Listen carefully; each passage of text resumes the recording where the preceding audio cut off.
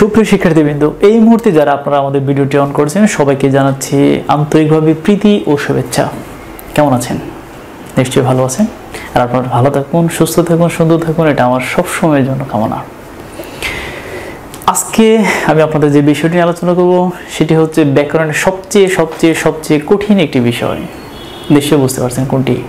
হ্যাঁ, প্রকৃতি প্রত্যয়। আমি আজকে এই বিষয়টি একটু ম্যাজিক্যালি, একটু টেকনিক্যালি আমি আপনাদের প্রেজেন্টেশন করার চেষ্টা করব। দেখবেন কঠিন একটি বিষয় কত ইজিলি আপনার আয়ত্তে চলে আসে।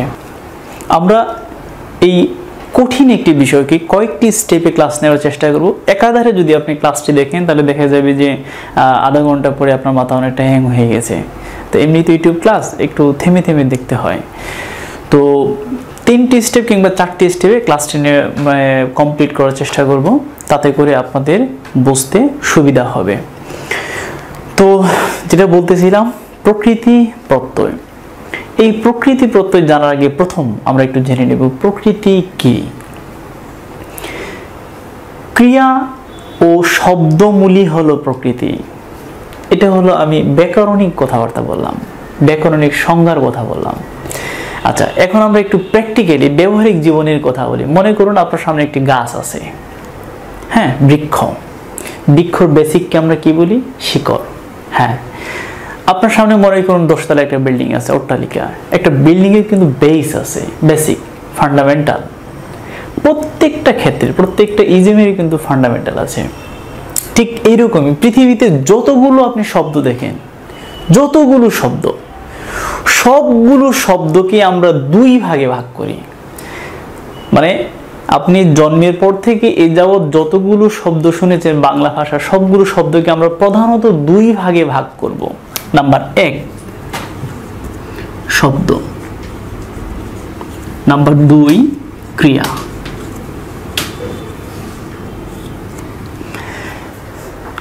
তাহলে এখন প্রশ্ন, আপনি কিভাবে ক্রিয়াপদ আপনি আইডেন্টিফাই করবেন যে এটি ক্রিয়া? কিভাবে আপনি আইডেন্টিফাই করবেন এটি হচ্ছে শব্দ? খুবই সিম্পল আনসার। মনে মনে আমরা যখন প্রাইমারি লেভেল যখন ক্রস করেছি, আমরা কিন্তু ওই সময় বাক্য রচনা করতাম। আপনার মনে আছে কি না?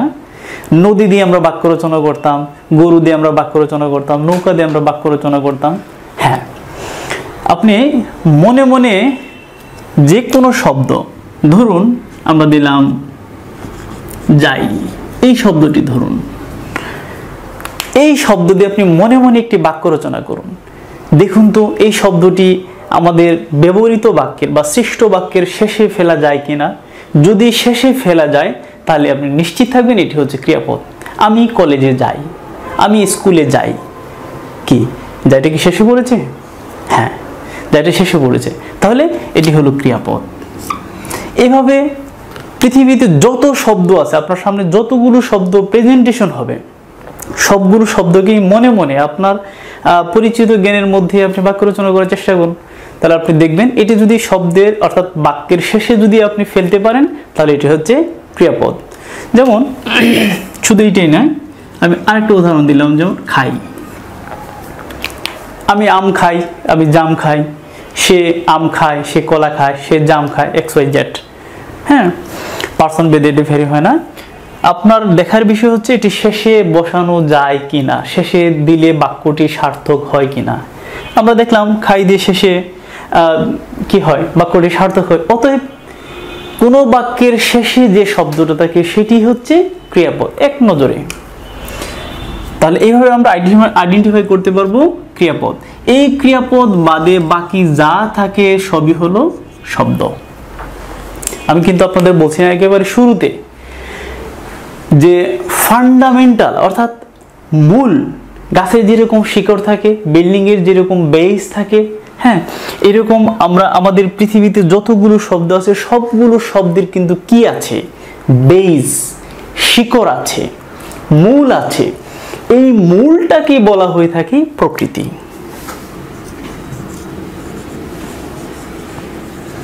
তাহলে আমরা একটু নোট করে নিব শব্দ এবং ক্রিয়া, অর্থাৎ পৃথিবীতে যত শব্দ আছে, পৃথিবীতে যত ক্রিয়াপদ আছে বাংলা ভাষা, এই সবগুলো শব্দের মূলকে বলা হয় প্রকৃতি।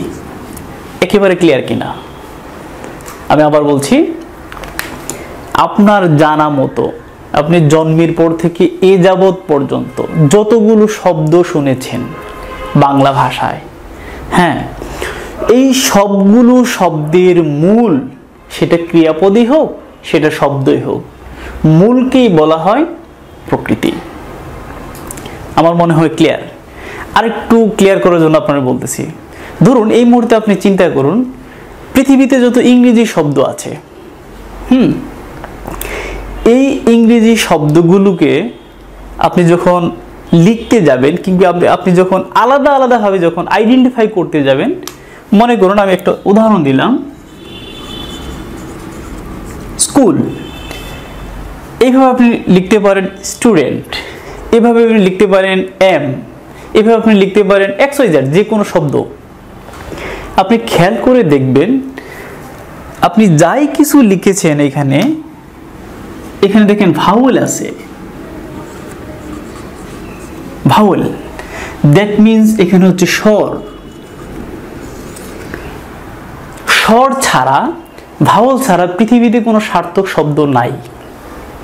আমি আবার বলছি, স্বর ছাড়া, ভাওয়েল ছাড়া পৃথিবীতে কোনো সার্থক শব্দ নেই।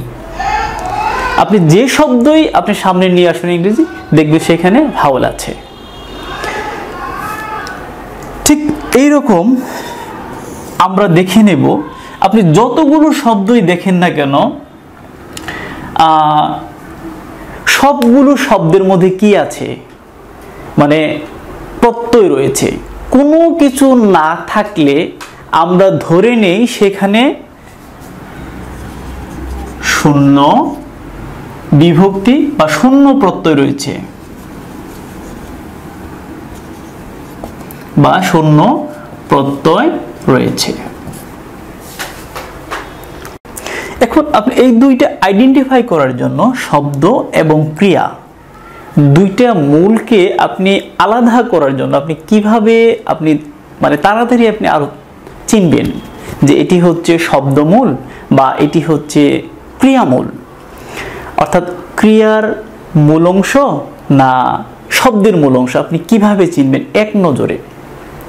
আমরা যেরকম মুসলিম লেবাস দেখলে আমরা যেরকম চিনতে পারি, অর্থাৎ মাথায় টুপি কিংবা পাজামা পাঞ্জাবি থাকলে, আবার কিংবা ধরুন গলায় যদি পৈতা থাকে, ধুতি থাকে, তাহলে আমরা কিন্তু চিনতে পারি সে হিন্দু ধর্মাবলম্বী। এরকম যদি গলায় ক্রুশ থাকে আমরা কিন্তু চিনতে পারি সে হচ্ছে কি খ্রিস্ট ধর্মাবলম্বী। ঠিক এরকম আপনি এক নজরে কি থাকলে আপনি চিনতে পারবেন বা বুঝতে পারবেন এটি হচ্ছে শব্দমূল আর এটি হচ্ছে ক্রিয়ামূল। এক নজরে আমি বলে দিচ্ছি, নাম শব্দ বা শব্দ প্রকৃতির অর্থ থাকবে, অর্থ থাকা বাধ্যতামূলক,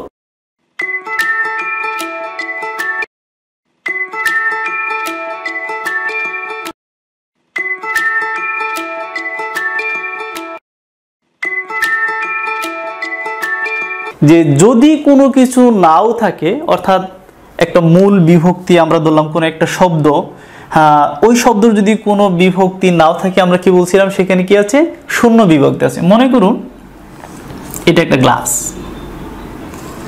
এই গ্লাসে আপনি কিছুই ভরেন নাই, আপনি কিছুই রাখেন নাই, আপনি কি বলবেন এই গ্লাস শূন্য? নিশ্চয়ই না। আপাত দৃষ্টিতে আপনার কাছে মনে হচ্ছে এটি হচ্ছে শূন্য, আসলে কিন্তু শূন্য না। কোনো কিছু না থাকলেও সেখানে কিন্তু কি আছে, বায়ু আছে, বাতাস আছে, আপনি দেখতে পাচ্ছেন না। অর্থাৎ গ্লাসটি পূর্ণ, কি দ্বারা পূর্ণ? বায়ু দ্বারা পূর্ণ। এরকম কোনো শব্দের মধ্যে যদি আপনি কোনো প্রত্যয় খুঁজে নাও পান, তাহলেও সেখানে ধরা হয়ে থাকে কি আছে, সেখানে শূন্য প্রত্যয় কিংবা শূন্য বিভক্তি আছে। আপনাদের দুটি উদাহরণ আমি দেখানোর চেষ্টা করব। ঢাকা যোগ আই সমান হচ্ছে ঢাকায়, ছুট যোগ ই সমান সমান ছুটি। দুটি উদাহরণ একটু ভালো করে খেয়াল করে দেখুন, এই দুটি উদাহরণের মধ্যে কি রয়েছে। আমি আবার এক নজরে চেনার জন্য আপনার টেকনিক বা কৌশলটা আমি বলতেছি, আবার একটু খেয়াল করে দেখুন। আপনার চেনার জন্য আমি আর একটু কৌশল বলে দিচ্ছি। গঠিত শব্দটি দ্বারা যদি নাম বোঝায় তাহলে হচ্ছে নাম প্রকৃতি, যদি ক্রিয়া বোঝায় তাহলে হবে ক্রিয়া প্রকৃতি। বোঝা গেল কিনা? একটু খেয়াল করে দেখুন তো, ঢাকা যোগ আই, এই ঢাকায় হচ্ছে একটি শব্দ, ছুটি হলো একটি শব্দ। এই শব্দটির, ঢাকায় শব্দটির মূল হলো ঢাকা, ছুটি শব্দটির মূল হলো কি? ছুট। একটু দেখেন তো, ছুট যোগ ই, আপনি তাহলে দুটি শব্দ পেলেন, একটি হলো ঢাকায় এবং আরেকটি হলো ছুটি। ঢাকা যোগ আয়, তাহলে ঢাকা মূল শব্দ, এটাকে আমরা বলবো প্রকৃতি। ছুট মূল শব্দ, এটাকে আমরা বলবো প্রকৃতি। ওকে, তাহলে ছুটের সাথে কি যোগ হয়েছে? ই যোগ হয়েছে, ই প্রত্যয় যোগ হয়ে কি হয়েছে? ছুটি।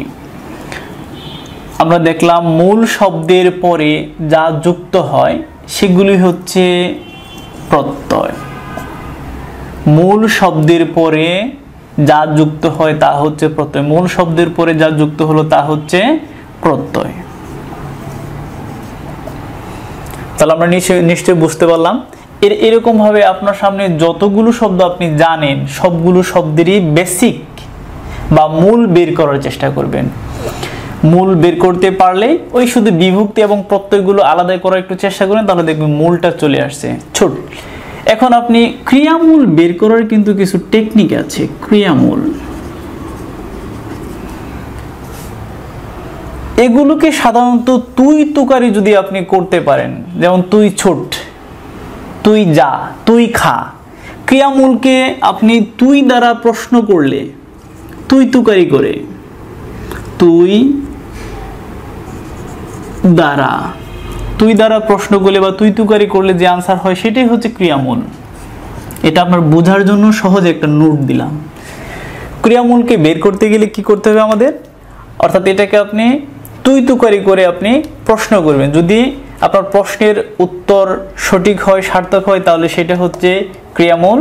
আর যদি তুই তুকারি করা না যায় তাহলে সেটা কি? সেটা হলো বেসিক, অর্থাৎ শব্দ প্রকৃতির বা শব্দ মূল। নাম প্রকৃতির সাথে একটু খেয়াল করুন। ঢাকা, এর কিন্তু অর্থ আছে, আমরা বুঝতে পারি এর অর্থ আছে।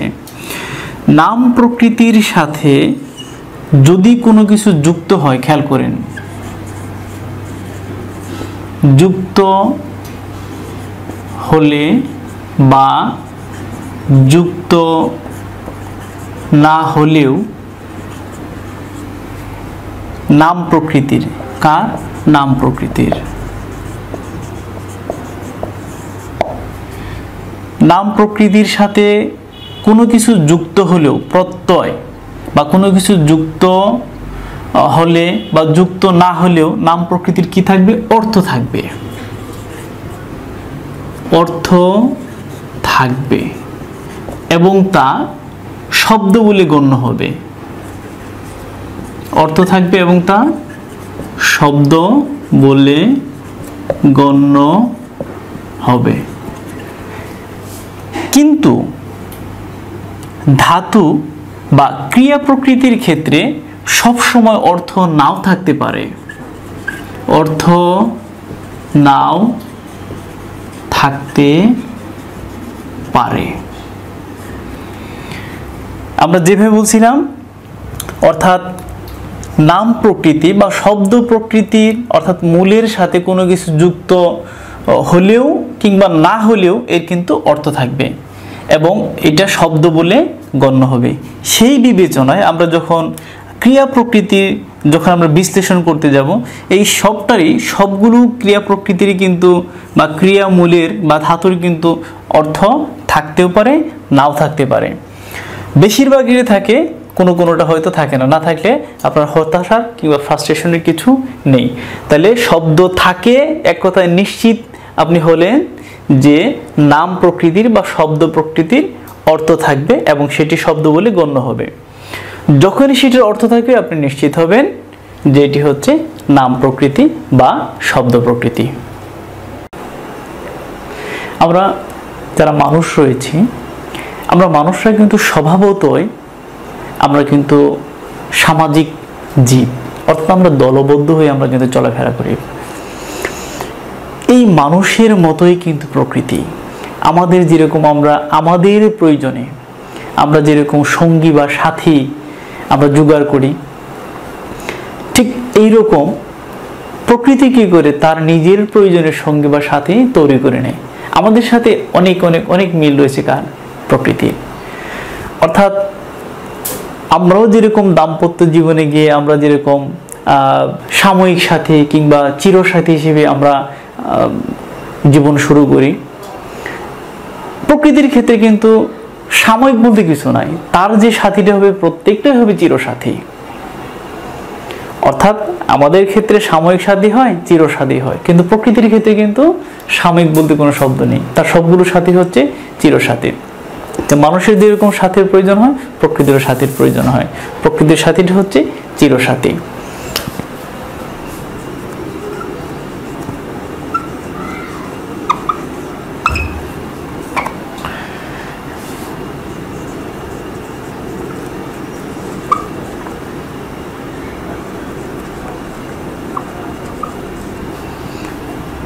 দেখুন, এই প্রকৃতির সাথে যা যুক্ত হয়েছে, সাধু যুগ তা সমান হচ্ছে সাধুতা। এই যে তা মূল শব্দের সাথে তা যুক্ত হয়েছে। সারা জীবন কিন্তু আমরা যখনই শব্দগুলো ব্যবহার করব তখনই কিন্তু এই তাটা উচ্চারিত হবে।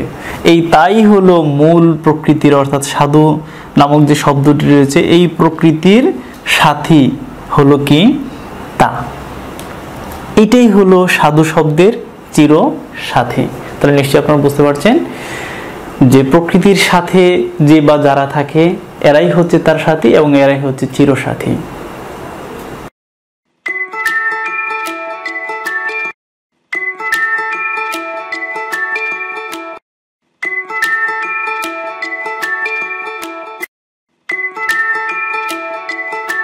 ওকে, আপনি আরেকটু দেখে নেবেন যে প্রকৃতি এবং প্রত্যয় আলাদাভাবে চেনার জন্য, প্রকৃতি এবং প্রত্যয় আলাদাভাবে চেনার জন্য আমি আরেকটা নোট করে দিচ্ছি আপনাদের।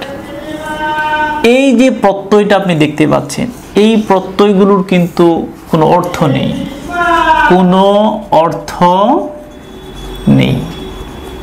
তাহলে আমরা কি জানলাম? প্রত্যয়ের কোনো অর্থ নেই।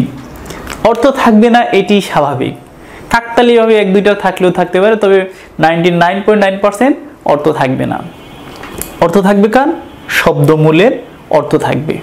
আর ক্রিয়ামূলকে তুই তুকারি করে প্রশ্ন করলে আপনি আনসার পেয়ে যাবেন। যদি তুই তুকারি করা যায় সেটা হচ্ছে ক্রিয়ামূল, আর যদি তুই তুকারি করা যায় না তাহলে সেটি হচ্ছে শব্দমূল।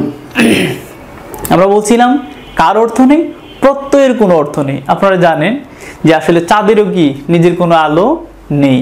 আপনারা এইটাও জানেন যে উপসর্গের কি নেই? তার নিজের কোনো অর্থ নেই।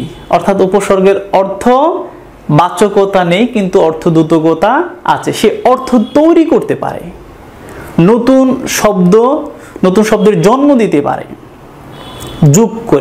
যুক্ত হয়ে। এরকম প্রত্যয় তার নিজের কিন্তু কি নেই? অর্থ নাই, ক্যাপাবিলিটি নাই, কিন্তু আরেকজনের সাথে যুক্ত হয়ে সে নতুন একটি শব্দ কি করলো? তৈরি করে দিল। মূল শব্দটারই কিন্তু পরিবর্তন করে দিল। ঠিক এটাও আপনি দেখুন, কোথায় ছিল ছোট, কোথায় হলো ছুটি। তাহলে আমরা দেখতে পারলাম যে প্রত্যয়ের নিজস্ব কোনো অর্থ নেই, উপসর্গের মতো উপসর্গের নিজস্ব কোনো অর্থ নেই, এটি অন্য শব্দের সাথে যুক্ত হয়ে নতুন শব্দ গঠন করে। আমরা আরো কিছু উদাহরণ এখন দিব। দুটি উদাহরণ আপনারা একটু খেয়াল করে দেখুন। লাজ যোগ ও সমান কি? লাজুক। চল যোগ অন্ত সমান কি? চলন্ত। একটু খেয়াল করে দেখুন, লাজের অর্থ আছে, লাজের কিন্তু অর্থ আছে।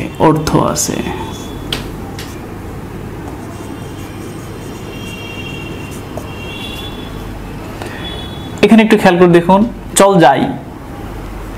যাই, এটাকে আমরা তুই তুকারি করে কিন্তু বলছি চল যাই। তুই তুকারি করলে সেটা ক্রিয়ামূল, যদি সার্থক বাক্যটা গঠন করতে পারে সেটি হচ্ছে ক্রিয়ামূল। তো বলছিলাম এটির অর্থ আছে এবং এটির কোনো অর্থ নাই, এটির অর্থ নাই। যার অর্থ নাই সেগুলোকে বলবো আমরা প্রত্যয়। আচ্ছা, এই যে শব্দমূল এবং প্রত্যয় যোগ করে যে শব্দটি গঠিত হলো সেই শব্দটিকে বলা হয় তদ্ধিতান্ত শব্দ। তদ্ধিতান্ত শব্দ কি বলা হয়? তদ্ধিতান্ত, আমরা পদ দিলাম যেহেতু দুইটা মিলে গঠিত হয়েছে, তদ্ধিতান্ত পদ। আচ্ছা, এই ক্রিয়ামূল এবং প্রত্যয় যুক্ত হয়ে যে শব্দটি গঠিত হলো এটাকে বলা হয় কৃদন্ত পদ। কৃদন্ত পদ। একই সাথে আমরা কিন্তু এগুলোকে বলতে পারি, কি বলতে পারি, অর্থাৎ শব্দের এটাকে বলতে, শব্দমূলকে আমরা বলতে পারি প্রকৃতি। আর কি বলা যেতে পারে? আমরা এটা বলতে পারি শব্দমূল। শব্দমূল। আমরা কি বলতে পারি? প্রকৃতি বলতে পারি, আমরা বলতে পারি শব্দমূল। আর কি বলা যেতে পারে? আরেকটা শব্দ বলা যেতে পারে, সেটা হচ্ছে শব্দ প্রকৃতি। শব্দ প্রকৃতি। তাহলে দেখি আমরা এখন এটাকে কি কি বলা যেতে পারে। ওইটা যেহেতু আপনি বিশ্লেষণ করতে পারছেন শব্দমূলকে, এটাও কিন্তু আপনি বিশ্লেষণ করতে পারবেন। এটাকে প্রধানত বলা হয়ে থাকে ব্যাকরণিক ভাষায় ধাতু। ক্রিয়ামূলকে ব্যাকরণিক ভাষায় বলা হয়ে থাকে ধাতু। আরেকটা বলা হয়ে থাকে ক্রিয়ামূল।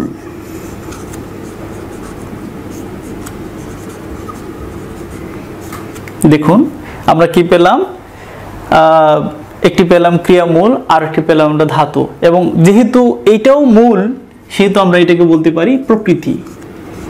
কি প্রকৃতি? ক্রিয়া প্রকৃতি। তাহলে ধাতু কিংবা ক্রিয়ামূল কিংবা ধাতু প্রকৃতির সাথে প্রত্যয় মিলে যে শব্দটি যুক্ত হয়েছে সেই শব্দকে আমরা কি বলতে পেরেছি বা কি বলেছি? কৃদন্ত পদ বলেছি। আপনি ধাতু প্রকৃতি কিংবা আপনি যখনই কৃদন্ত পদ আপনি আইডেন্টিফাই করবেন, এটি যখনই আপনি বিশ্লেষণ করবেন মনে রাখবেন যে এটির আগে অবশ্যই ধাতু চিহ্ন দিতে হয়। একটি চিহ্ন আপনাকে দিতে হবে, ধাতু চিহ্ন। এই যে এই চিহ্নটা আপনি দিবেন, অর্থাৎ ধাতু কিংবা ক্রিয়ামূল কিংবা ক্রিয়া প্রকৃতির আগে এই চিহ্নটা দিতে হয়। তাহলে আইডেন্টিফাই হয়ে যায় সেটি শব্দ প্রকৃতি নয় কিংবা শব্দমূল নয়। হ্যাঁ, ওইটা থেকে এটি আলাদা হয়ে গেল। আমরা দীর্ঘক্ষণ ধরে কিন্তু প্রকৃতি এবং প্রত্যয় নিয়ে কথা বলছিলাম। এর মধ্যে কিন্তু আমরা বলি না এই ক্লাসিফিকেশন, প্রকৃতি কত প্রকার বা প্রত্যয় বা কত প্রকার। হ্যাঁ, এর আগে আমরা জেনে নিব, বিশদ ক্লাস আলোচনা করার আগে আমরা জেনে নিব প্রকৃতি হচ্ছে দুই প্রকার। ওই যে বাংলাদেশ সরকার বলে থাকে ছেলে হোক মেয়ে হোক দুটি সন্তানই যথেষ্ট, সেরকম আপনি মনে রাখেন প্রকৃতি হচ্ছে দুই প্রকার, নাম প্রকৃতি, ক্রিয়া প্রকৃতি।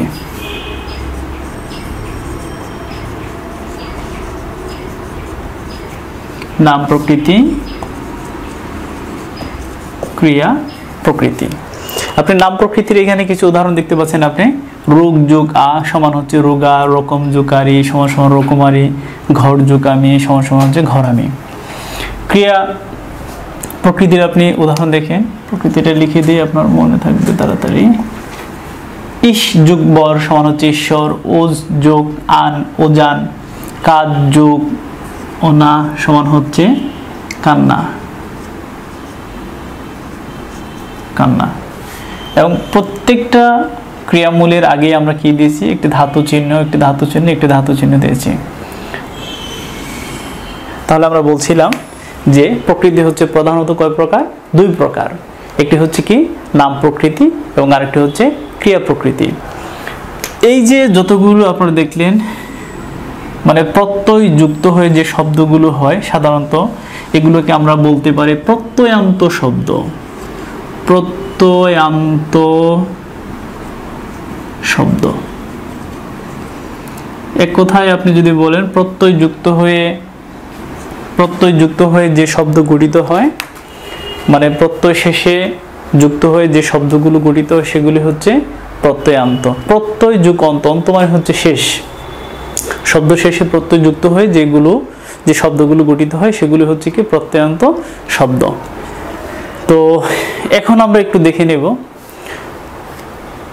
প্রত্যয়ের কোনো ক্লাসিফিকেশন আছে কিনা। হ্যাঁ, প্রকৃতির মতো প্রত্যয় কি একই রুলস এন্ড রেগুলেশন ফলো করছে, অর্থাৎ প্রত্যয় হচ্ছে প্রধানত কয় প্রকার? 2 প্রকার।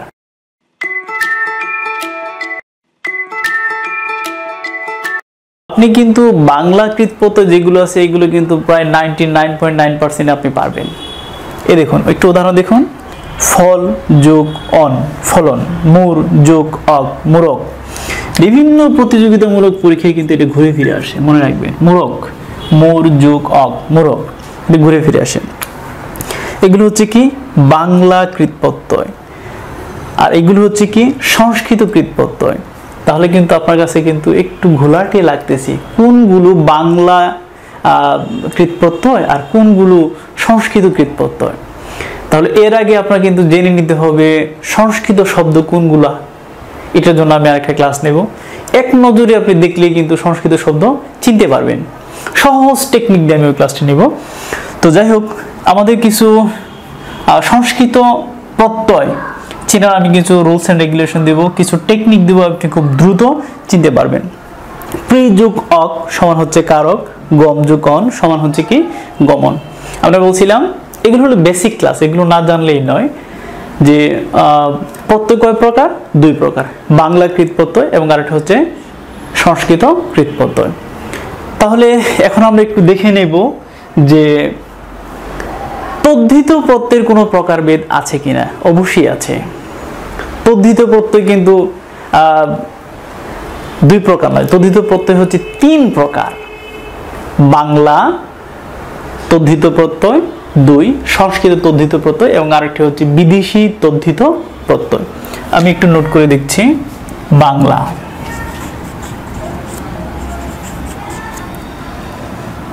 দুই হচ্ছে কি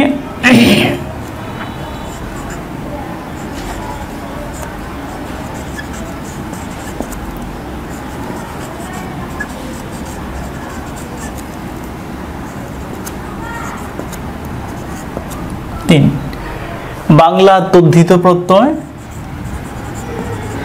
তদ্ধিত প্রত্যয় অর্থাৎ তদ্ধিত প্রত্যয় কয় প্রকার? 3 প্রকার। বাংলা তদ্ধিত প্রত্যয়, সংস্কৃত তদ্ধিত প্রত্যয়, বিদেশি তদ্ধিত প্রত্যয়। আপনি এই 3 প্রকার তদ্ধিত প্রত্যয়ের মধ্যে বাংলা যে তদ্ধিত প্রত্যয়গুলো আছে এগুলো প্রায় 99% আপনার জানা, এগুলো আপনি দেখা মাত্রই পারবেন। বিদেশি তদ্ধিত প্রত্যয় যেগুলো আছে এগুলো প্রায় দেখা মাত্র আপনি পারবেন। আপনার কাছে একটু সমস্যা দেখা দেবে সংস্কৃত তদ্ধিত প্রত্যয় নিয়ে। আমি দুটো উদাহরণ দিচ্ছি। যেমন বাংলা তদ্ধিত প্রত্যয়, বাংলার ক্ষেত্রে আমি দিচ্ছি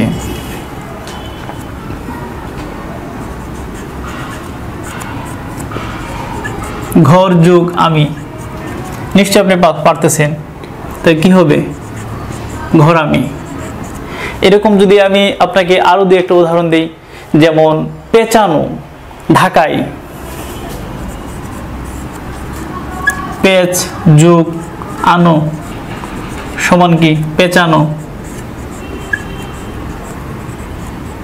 ঢাকাই, ঢাকা যোগ আই সমান কি ঢাকাই। তাহলে আমি বলছিলাম যে বাংলা ভাষায় বিশেষ করে খাঁটি বাংলা কিছু প্রত্যয় রয়েছে।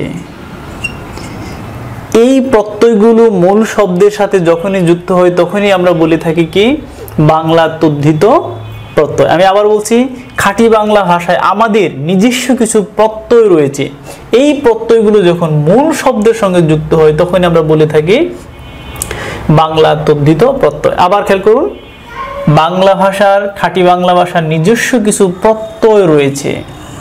এই প্রত্যয়গুলো যখন মূল শব্দের সাথে যুক্ত হয়, যুক্ত হয়ে যখন শব্দ গঠন করে তখন আমরা বলে থাকি বাংলা তদ্ধিত প্রত্যয়। এরকম আপনি অসংখ্য উদাহরণ পাবেন এবং এগুলো দেখা মাত্র আপনি কিন্তু এগুলো উত্তর পারবেন, এগুলো আপনার জানা আছে, নিশ্চিত থাকেন, আপনি কনফিডেন্স রাখেন, এগুলো আপনি পারবেন। এখন আমরা দেখে নেব একটু সংস্কৃত তদ্ধিত প্রত্যয়। আমি বলছিলাম যে সংস্কৃত তদ্ধিত প্রত্যয় নির্ণয় করতে গিয়ে আপনার একটু কি লাগবে, একটু খটকা লাগবে, বিশেষ করে সংস্কৃত ভাষাতে এমনিতেই কঠিন। হ্যাঁ, সুতরাং তার প্রত্যয়গুলো নির্ণয় একটু কঠিনই হবে, আসলেই কঠিন না, একটু টেকনিক্যালি আমরা মনে রাখবো, কঠিনটা আপনার কাছে খুব খুব খুব ইজি হয়ে যাবে। যেমন আমি উদাহরণ দিলাম মাধুর্য,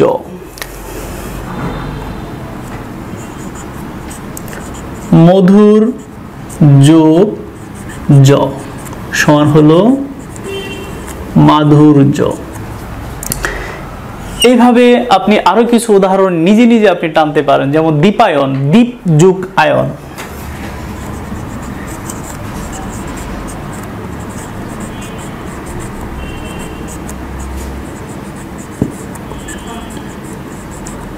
দ্বীপ বলছিলাম সংস্কৃত তদ্ধিত প্রত্যয়ের কথা, দ্বীপ যুগ আয়ন সমান হচ্ছে দীপায়ন। এরকম আপনি আরো কিছু উদাহরণ দেখতে পারেন, যেমন সাধু যুগ তা সমান সাধুতা, পুষ্প যুগ ঈদ সমান পুষ্পিত, এরকম আপনি আরো কিছু উদাহরণ দেখতে পারেন। এরপরে আমরা দেখব 3 নম্বরটি হচ্ছে আপনার বিদেশি তদ্ধিত প্রত্যয়। আপনারা দেখতে পাচ্ছেন কয়েকটি উদাহরণের মধ্যে আমি টেনে দিয়েছি। বিদেশি কিছু প্রত্যয় রয়েছে, এই প্রত্যয়গুলো যদি আপনার জানা থাকে তাহলে কিন্তু আপনার শব্দটি আইডেন্টিফাই করতে, চিহ্নিতকরণ করতে আপনার জন্য সুবিধা হবে। যেমন ওয়ালা, গিরি, খানা, বাজি, এগুলো হচ্ছে বিদেশি তদ্ধিত প্রত্যয়। এই প্রত্যয়গুলো যদি আপনার মনে থাকে মোটামুটি আপনি আইডেন্টিফাই করতে পারেন। দেখবেন শব্দ শেষে কি আছে, এগুলো রয়েছে, শব্দ শেষে এগুলো রয়েছে, শব্দ শেষে এগুলো রয়েছে। এই জাস্ট শব্দগুলো জানা থাকলে আপনার জন্য চেনা খুব সহজ হয়ে যাবে। বাড়ি যুগওয়ালা সমান বাড়িওয়ালা, দাদা যুগ গিরি দাদাগিরি, মুসাফির যুগ খানা সমান মুসাফির খানা, বোমা যুগ বাজে সমান বোমাবাজি। তো নেক্সট ক্লাসে আমি কি করব, বিদেশি এই তদ্ধিত প্রত্যয় কয়টি রয়েছে আমি এগুলো একটু ধরে ধরে কিভাবে এক নজরে আপনি চিনতে পারেন, হ্যাঁ, আমি ওই ছকটা আমি প্রেজেন্টেশন করব। কৃত প্রত্যয় এবং তদ্ধিত প্রত্যয় আলাদা আলাদাভাবে, মানে কিভাবে অল্প সময়ে আপনি চিনতে পারেন, কিংবা সংস্কৃত প্রত্যয় কিভাবে আলাদা আলাদাভাবে আপনি চিনতে পারেন, নেক্সট ক্লাসগুলোতে আমি একটু ধরে ধরে অল্প সময়ে টেকনিক্যালি আপনি কিভাবে আয়ত্ত আনতে পারবেন সেগুলো আমি নেক্সট ক্লাসে প্রেজেন্টেশন করব। আজকের ক্লাসটি আপনার কেমন লাগলো জানি না, যদি আপনার ন্যূনতম উপকারে আসে আপনি আপনার সহপাঠীদের সাথে আলাপ আলোচনা করবেন, শেয়ার করবেন, আপনার প্রিয়জনদের সাথে শেয়ার করবেন। সবশেষে নতুন নতুন তথ্য সমৃদ্ধ ক্লাস পেতে অবশ্যই কী করবেন, সাবস্ক্রাইব করবেন চ্যানেলটি এবং বেল বাটনে ক্লিক করে রাখবেন, তাতে করে নতুন নতুন নোটিফিকেশন ক্লাস আপলোড দিলে আপনি পেয়ে যাবেন। তো সবাই ভালো থাকবেন, সুস্থ থাকবেন, সুন্দর থাকবেন, সবার প্রতি রইল শুভকামনা। ধন্যবাদ।